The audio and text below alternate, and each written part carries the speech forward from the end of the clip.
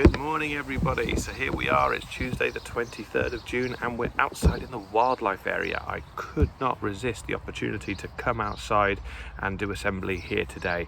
If only I could bring my office out with me as well, that would be terrific. So before we jump onto our words for today, I've got to say a huge congratulations to everybody because last week we got awarded our third Gold Sports Award in a row, and we managed to do that in only half a year's work.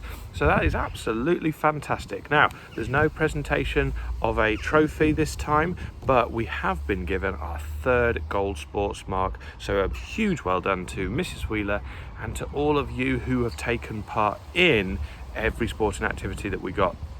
I'm sure that when it comes back to things like our cross country and everything up and running next year, we'll be back into our winning ways.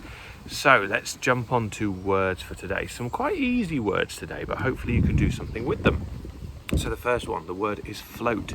Floating is something that can rest on a liquid surface. It doesn't sink when it sits on top of the surface, or it hovers on air.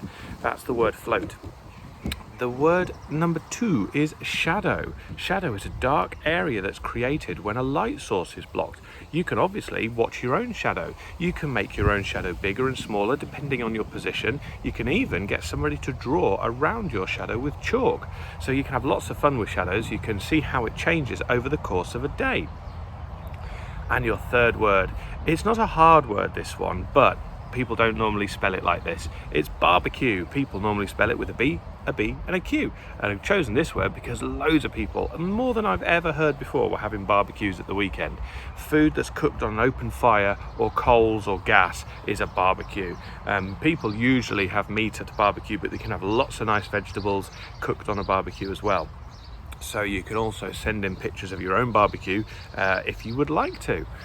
So you should see now a couple more pictures of some of our pets that have been sent in. Thank you ever so much for sending those in. We even got a dog in a car, which is fantastic.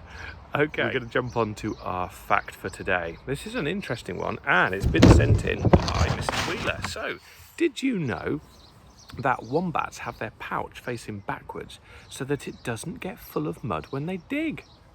Now, if you think about that for just a second, that's really, really interesting. There we go, fact.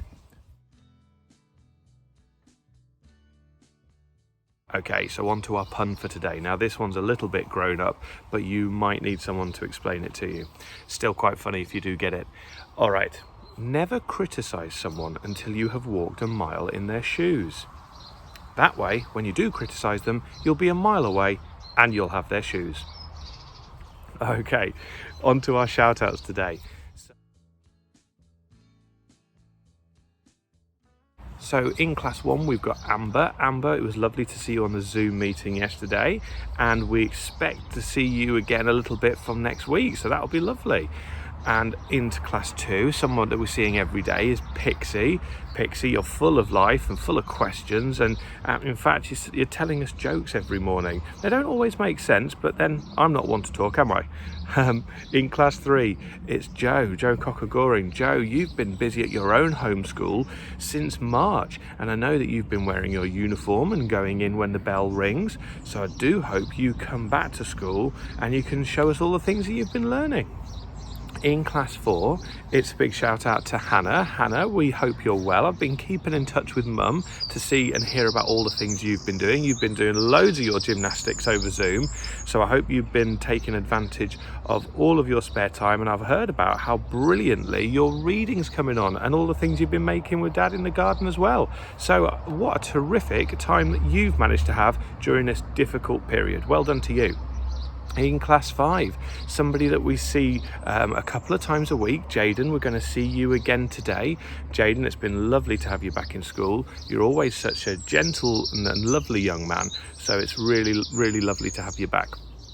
And in class 6 is William, who's been practicing his goalie skills back in school, but he's not using his hands, so he's just diving to use his feet. He's letting more goals in than he'd like to, but he's still coming in and being a superstar as always. And a final shout out, I'd like to just give an extra one here to Isla Ray in class 5, because Isla, you raised about £2,500 for charity. You must be so proud of what you've achieved during a really, really sad and difficult time. Isla, we do hope that you're very, very well, and we look forward to seeing you when we can. Isla, congratulations on your special achievement, because that is something to be incredibly proud of during a difficult time. Well done to you.